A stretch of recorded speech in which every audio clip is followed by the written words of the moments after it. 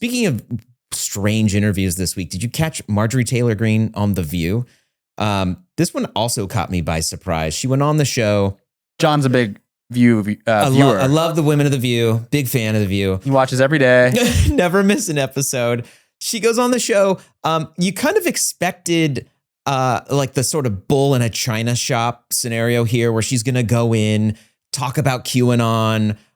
Instead, she goes in and she says, look, Marjorie Taylor Greene says, look, friends of mine or those around me have, expected that I'm going to come in here and fight with you guys. I don't want that. I want a more civilized conversation.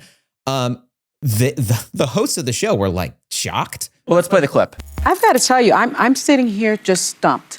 Because you are a very different person than I thought you were. I feel like I'm sitting next to a completely different Marjorie Taylor Greene. Why the change? Here's where I'm at. All of this two-party fighting, you guys, you are all victims of the political industrial complex. And it's built on fundraising and fighting and toxic just garbage. And that exists all over social media, but that's not going to solve our problems in this country. Would you say you don't believe in the QAnon conspiracies anymore? Oh, I went over that a long time ago. I mean, you've changed? Well, no, I haven't changed. I was a victim, just like you were, of media lies and stuff you read on social media. To me, this is surprising, right? I mean, I think like the Marjorie Taylor Greene that we have long known, who has pushed really extremist views. She was a big proponent of QAnon. I mean, that was her real rise. For a while, remember when she got elected, she was the QAnon congresswoman, right? That's how people knew her shorthand before she was Marjorie Taylor Greene. She was the QAnon congresswoman, and she had like no followers, and then started saying crazy things, and CNN and everyone else started covering her, and then her following grew, and she became this lightning rod in the conservative movement.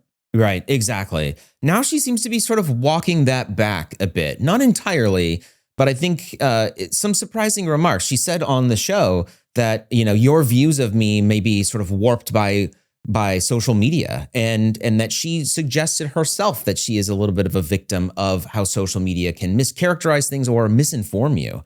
And I wonder if she's sort of hinting at her past beliefs around QAnon, which is obviously nonsense. It's obviously junk. It's now 2025.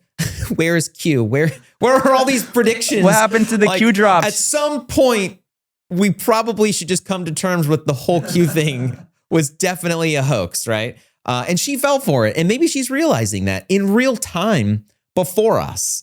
But she has been continuing to push really hard on issues like the Epstein files, which we now don't know that Donald Trump is involved in, and his name is in, and the Wall Street Journal and others have done reporting on.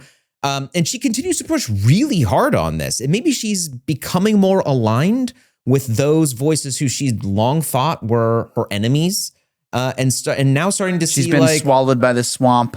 I guess so. Is that what's happening here? Like your enemy of my enemy is my friend. Like that now she's aligning herself with Dems or let's say more moderate Republicans. Well, remember, she also was speaking out to some extent about ICE and the way they're conducting these raids, and saying that she wants obviously immigration laws enforced, but she was the way to do it. Yeah, and it's like nobody wants to see their abuela in handcuffs, right? It's getting she said it was hard to watch that they would show up in like schools or with at like homecoming and arrest like the dad of someone which obviously is hard to watch, and it's cruel, and that's the whole point. It's to be intentionally cruel and send a message. But it's remarkable watching her take more mature positions, I guess, in public. Like she's the one that she was elected taking very radical and extreme positions and going to combat with the left and, being very aggressive in doing so. And now she's on The View saying,